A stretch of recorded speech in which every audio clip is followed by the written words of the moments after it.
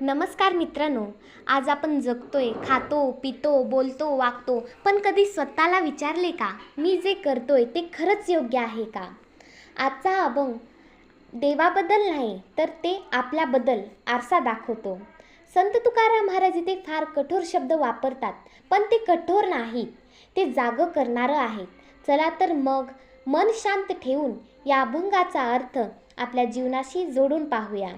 जेवितांधरी नाक हागतिये परी, ऐसी याचा करी चाळा, आपुलीच अवकळा.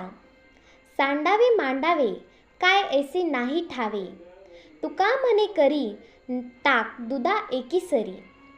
जेवितांधरी नाक. मित्रांनो, ही ओळ ऐकायलाच जरी कठोर वाटत असली तरी ती फार वास्तविकदायक आहे. म्हणजे काय?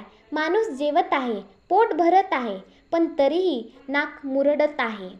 म्हणजे मिळाल्यावरही तक्रार.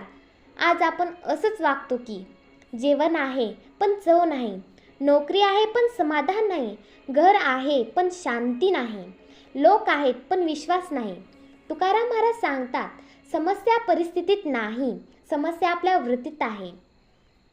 हागतिये परी. तुकाराम महाराज फार तीव्र उपमा देतात. हागतिये परी याचा अर्थ असा, बाहेरून सगळं ठीक दिसतं पण आतून मन अपवित्र आहे.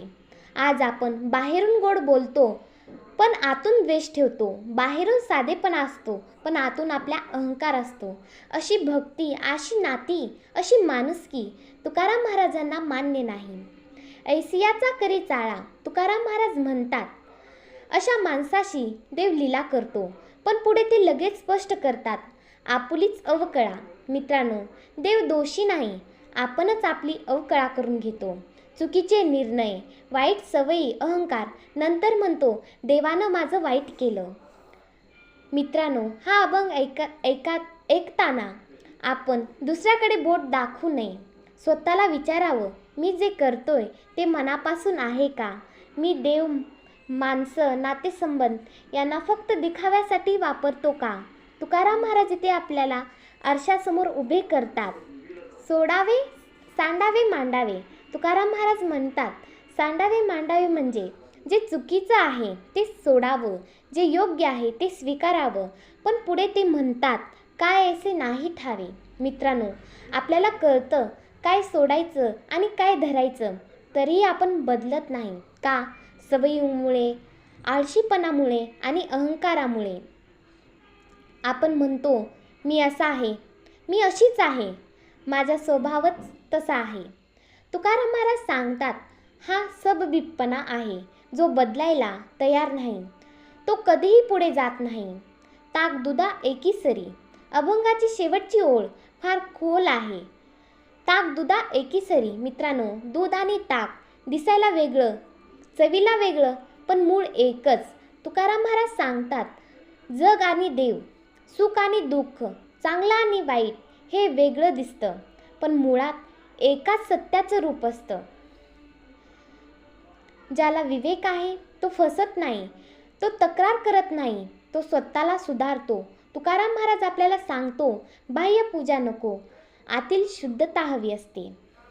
मित्रांनो, आजच्या अभंगातून आपण काय शिकलो? मिळाल्यावरही तक्रार करू नये. बाहेर स्वच्छ, आत घाण हे चुकीचं असतं. दोष देवाचा नाही, आपला असतो. योग्य ते धरणं गरजेचं असतं. बदलाची तयारी हवी.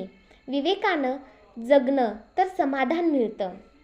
आज एक छोटा संकल्प करूया, मी दिखावा सोडून खरं जगायला सुरुवात करेन. जर हा अभंग तुम्हाला अंतर्मुख करून गेला असेल तर हा व्हिडिओ शेअर करा आणि रोज अशाच चॅनलला सबस्क्राईब करा. रामकृष्ण हरी.